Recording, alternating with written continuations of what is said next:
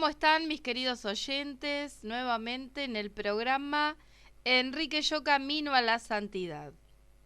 ¿Y qué nos decía Enrique? Debemos tener una doble actitud profundamente comunitaria, de responsabilidad hacia Dios y de servicio hacia los hombres.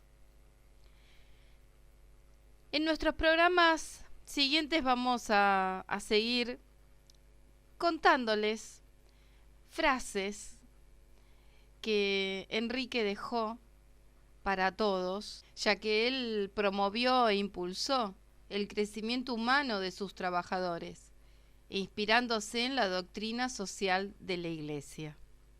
Sí, estás en el programa, acá en Radio Amadeus 91.1, y estamos hablando sobre la vida de Enrique Yo. Comunicate con nosotros, déjanos tu mensaje al 11 30 98 1000. Si no, también nos podés mandar un mail. enriqueyocaminoalasantidad@gmail.com.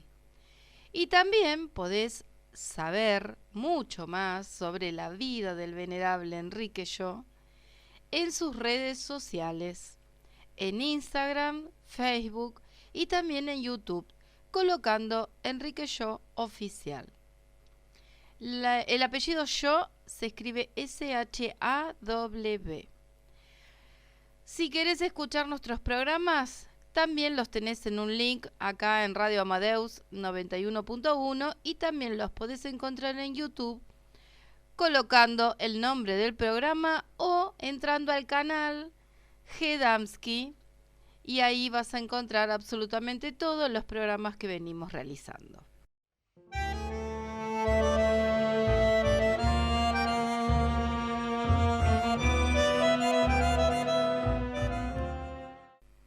Y Enrique derribó los muros que había entre el patrón y el obrero. Estamos hablando de una época donde solamente los empresarios hablaban con empresarios y no se dirigían y no tenían poder de voz y voto los trabajadores. Y en conversaciones con impacto le realizaron una nota a Sara Crito de Eiras y a Elsa Yo de Canale y se los quiero compartir. Zona de confort, ¿no?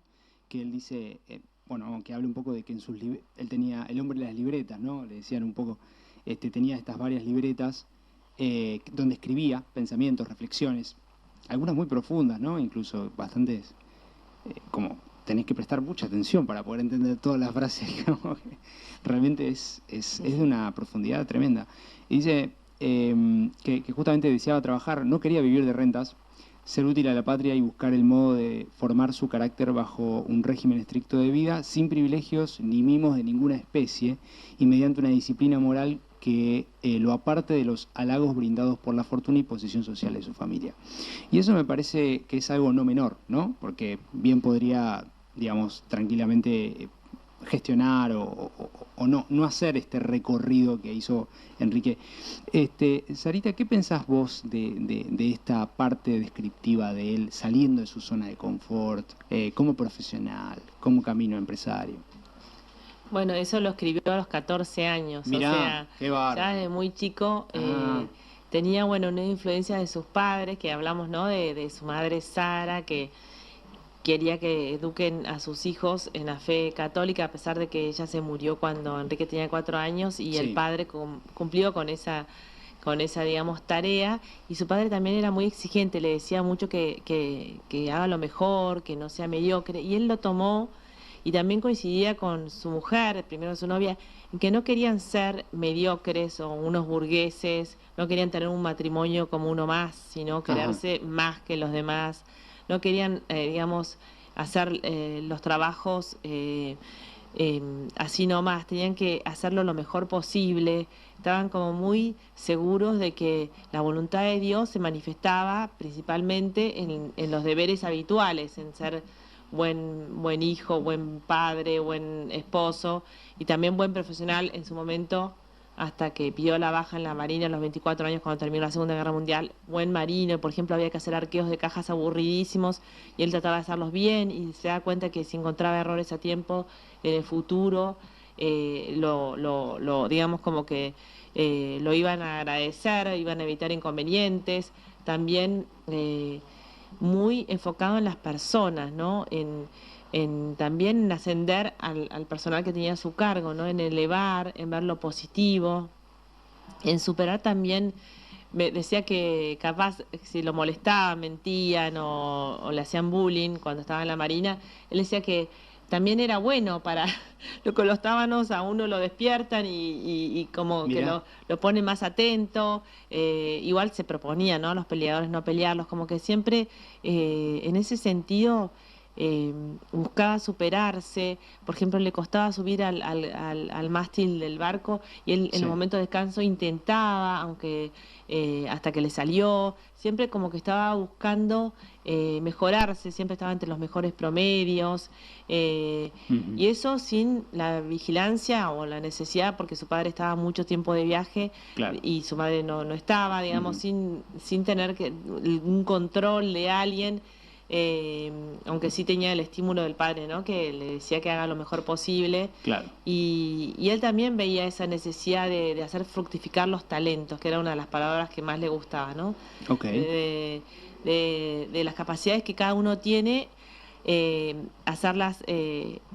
usarlas para hacer el mayor bien a los demás. Hay una anécdota también con un compañero de la Marina que parece que era muy inteligente y que estaba feliz porque decía que le parecía que si no hacía nada malo estaba bien. Y Enrique en una conversación le hace ver que no bastaba con no hacer nada malo, sino que había que usar esa capacidad que él tenía, por ejemplo, este compañero de la Marina que era tan inteligente, en hacer el mayor bien posible, ¿no? En hacer fructificar esos talentos, no esconderlos, digamos, como claro, que... como que entonces, los tenía... Dice, no se quedó tan contento al final, porque se dio cuenta que tenía, pero como que tenía también esa salir de la zona de confort para hacer el mejor bien posible. Por eso también hizo los estudios aburridísimos que eran necesarios para hacer la primera ley de asignaciones familiares en nuestro país, que hoy sigue teniendo impacto, digamos, con diferentes modificaciones, pero dice que todo el mundo quería la asignación familiar, pero nadie se gastaba en dedicar tiempo a hacer unos estudios aburridísimos para la caja de compensación de cuánto había que dar por los menores de edad o discapacitados que cada familia tenía. Digamos que los empresarios tenían que dar un porcentaje de lo que daban a las cajas de jubilaciones para después a los que daban hijos a la patria puedan vivir también en el mismo nivel de los que tal vez no se lo daban, ¿no? Como que siempre estaba buscando hacer tal vez eso que a todo el mundo le cuesta, ¿no? De prestar atención, de hacer bien hasta las pequeñas cositas. Si le tocaba dedicarse a la comida, ser gamelero en la Marina, lo hacía bien, pensando en los menúes, haciéndolo sano. O sea que todas las digamos, cosas las trataba. Y abuela también le dice en un momento, no quiero dedicarte las horas del día en que estoy más cansado al final de una jornada laboral. Entonces se esforzaba, como recién contaba Elsa, en no demostrar su cansancio cuando llegaba a la casa y en no mostrar mal humor. Y en eso también se superaba, ¿no? A todos nos sale tener mal humor, contestar mal. Él se proponía no hablar cuando uno está enojado o apurado. Entonces se esforzaba en esa amabilidad, en ser simpático. Hay muchísimos propósitos de él, que tenía que ser amable, simpático, demostrar la bondad de Dios, pero era un esfuerzo, un autodominio que sobresalía sobre los demás, ¿no? No sé, bueno, no sé si te contesto, ¿no? Sí, no, es que son todas facetas tremendas de él, ¿no? Que ahora vamos a ir capa por capa porque hay mucha profundidad. Yo te quería preguntar, Elsa, hay como estos grandes títulos, ¿no? que dicen, ¿no? Como el santo de traje y corbata, el hombre de las libretas, después un empresario en camino a la santidad. Tu papá, al final del día, ¿no? ¿Qué te pasa? ¿Qué pensás? O sea, ¿qué te ocurre a nivel personal cuando, ¿no? te ves estos titulares? ¿Cómo lo percibís? ¿Cómo te impacta a vos? Y a vos también como nieta, Sarita, ¿no? El tema fue al principio, cuando le anunciaron a mamá esto, claro, fue un impacto muy fuerte. En verdad que mi padre, porque está Claro. bien que uno pensar lo que fue papá, eh, también tenía otras amigas que se le habían muerto su papá y hablábamos de los papás vivos o difuntos o qué sé yo, bueno, pero de ahí a que se estudie para ir al cielo, al altar era un poquito diferente, ¿no? Mm. Y así que al principio fue un impacto muy, muy fuerte para toda la familia, por supuesto. Y cuando fue pasando el tiempo, el hecho de que sea mi padre se fue achicando. Como que Mira. la santidad es universal y los santos, porque bueno, yo lo puedo decir porque estoy convencida, pero todavía no es santo, pero las personas santas, digamos, son de la iglesia. Entonces, el hecho de que sea mi papá o no mi papá, no le agregaba nada. Y de hecho, en algunos años yo hablaba de Enrique y algunas amigas mías me decían, ¿pero por qué le decís Enrique? ¿Te decís Claro. papá?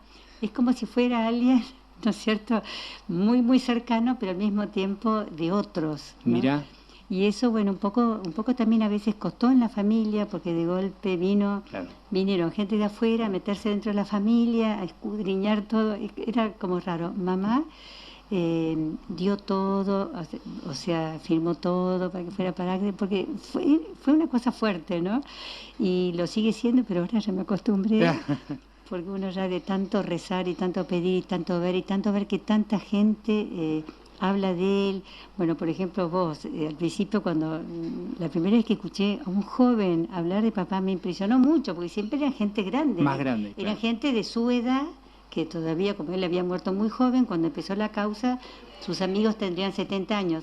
Entonces me parecía más Sí. normal. Pero después cuando gente que no lo conocía y que encima era joven, me impresionó mucho. Nada, son detalles, pero eso eso fue. El impacto, como estamos hablando ahora, fue fuerte, fue lindo y es lo que más queremos, que esto lo tengan otras personas. Que sean no quede de todos, para nosotros, decís. que sea de todos. Mirá. Y entonces ahí entendés lo que es la iglesia, que es universal, que no es de uno, Sí. es de todos. Y Es de los todos. santos o las personas que están en camino a santidad también son de todos. Qué bárbaro, qué bárbaro. Y agrego que es un Sí. llamado para que todos seamos santos, Eso, a ver. ¿no? Para que, como él se propuso de joven, ¿no? Es necesario hacerse santo, empezar ya. Sí. Que es necesario que todos seamos santos. Y bueno, estos modelos como un padre de familia, un esposo, un empresario en Argentina, muestran que sí que se pueden vivir todas las virtudes, aunque él decía, más que buscar, abuela le decía, ¿no? Vivir heroicamente, tenemos que buscar vivir lo que Dios quiere, ¿no? La voluntad de Dios, que eso es ser santo, ¿no? Eso. Sí, exacto. Ajá. Lo que Dios quiere para cada uno, que para cada uno tiene un plan, Un una plan misión, diferente, claro. y por supuesto quiere que seamos felices. Abuela la repetía, que Dios quiere que seas feliz, que no vivas sin preocupaciones, cuando abuela Ajá. se ponía triste, ¿no? Que Dios como un padre quiere que sus hijos todos sean felices y sabe que hacer su voluntad para cada uno, ¿no? Que para cada uno es algo diferente, cada uno tiene que descubrir cuál es la voluntad de Dios en su vida. Sí, no es fácil. Es lo mejor, exacto, No es fácil. es lo que te hace feliz en definitiva y eso es la santidad, la felicidad de hacer la voluntad de Dios, ¿no?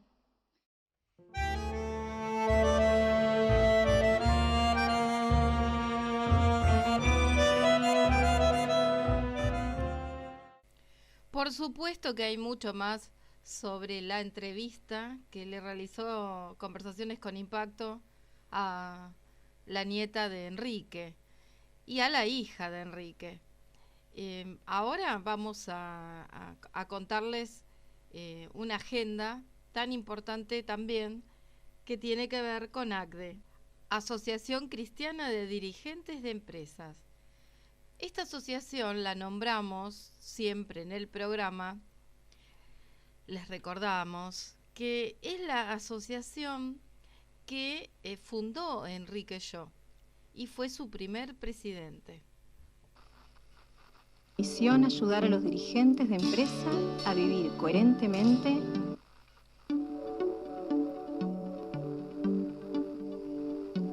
ACDE tiene como misión ayudar a los dirigentes de empresa a vivir coherentemente su vocación emprendedora y los valores de su fe cristiana.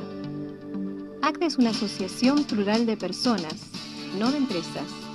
y propone a sus socios un camino de búsqueda personal a fin de conciliar en la vida empresarial y profesional de cada uno los principios y valores que sostiene la asociación.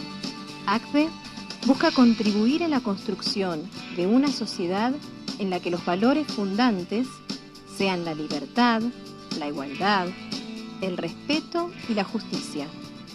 En la búsqueda del desarrollo de la empresa y progreso del país, ACBE propone el camino del diálogo y la convivencia, fomentando el espíritu emprendedor y apostando por la dirigencia presente y futura.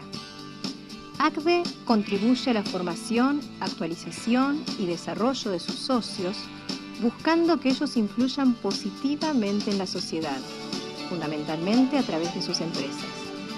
Los socios de ACBE son parte de un proyecto común en el que opinan, participan y deciden sobre la marcha de la asociación.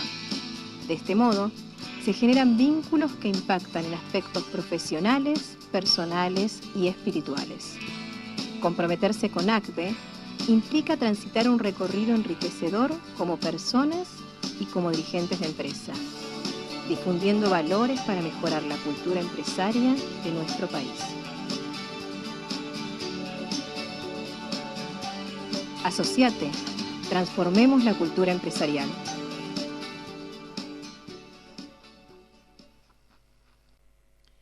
Tenemos una hermosa actividad para invitarte. Se va a realizar la misa en memoria del venerable siervo de Dios, Enrique Yo.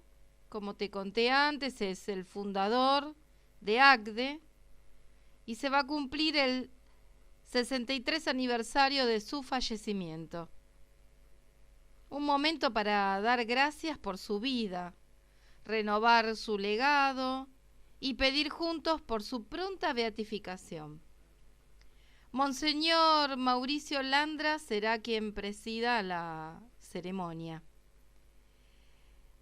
Y al finalizar, seguramente Monseñor dará sus saludos. Esto se realizará el miércoles 27 de agosto, a las 19:30 horas, en la Basílica Nuestra Señora del Pilar, Junín 1898, Capital Federal. Te esperamos junto a tu familia. Un buen amigo de este programa, obispo castrense, mi estimado y buen amigo Monseñor Santiago Olivera, gracias por estar nuevamente con nosotros. ¿Cómo te va? Gracias, buen día, gracias a vos y bueno, un saludo a toda la audiencia. Bueno, acabas de llegar de Roma, donde participaste del jubileo de los obispos. ¿Cómo fue ese momento, Monseñor? Sí, fue un momento un regalo, verdaderamente regalo de Dios, porque yo iba a Roma por otros motivos, que hacía el encuentro del Papa con los militares en Chipre y después lo de Enrique Yo, la instancia que estábamos pasando, y volví el 25 de junio y esa mañana fue el jubileo de los obispos, así que pude participar. Éramos un grupo de obispos argentinos, pero éramos como 400 obispos, si no más, del mundo, y fue muy significativo. Fue un día de gracia verdaderamente.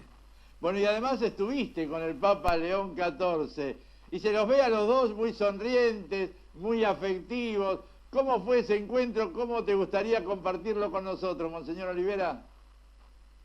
Sí, uno se encuentra con un padre que te escucha, esa cara que tiene de paz y de serenidad es realmente lo que transmite. Fue un momento muy espiritual, la verdad que muy de hermanos, pero muy de padre e hijo, y no fue, digamos, dejado de lado nuestras dos, digamos así, dos tesoros que tenemos, un futuro beato si Dios quiere. Yo le decía, quizá él tenga que firmar eso, y lo que es el martirio del siervo de Dios, Coronel Larraure. Así que fue muy lindo, claro. Así que fue muy significativo. Si tuvieras que decir a los argentinos quién es León XIV después de haber estado con él, ¿qué te gustaría que los argentinos supiéramos de él? Ya algo me dijiste, pero ¿qué te parece que es importante que sepamos del nuevo Papa?